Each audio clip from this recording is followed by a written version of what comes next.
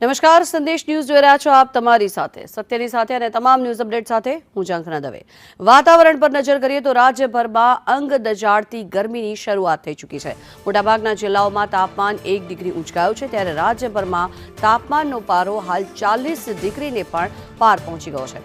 સૌથી વધુ તાપમાન વલ્લભ વિદ્યાનગરમાં નોંધાયું છે। 41.3 ડિગ્રી તાપમાન વલ્લભ વિદ્યાનગરનું નોંધાયું છે, ત્યારે રાજકોટમાં 41 ડિગ્રી, સુરેન્દ્રનગરમાં 40.8 ડિગ્રી તાપમાન નોંધાયું છે। વાત અમદાવાદની કરીએ તો અમદાવાદ અને ગાંધીનગરમાં 40 ડિગ્રી તાપમાન નોંધાયું છે, ત્યારે ડીસામાં 39.3, કંડલામાં 39.9 ડિગ્રી તાપમાન નોંધાયું છે, ત્યારે વડોદરામાં પણ 40.2 ડિગ્રી તાપમાન નોંધાયું છે।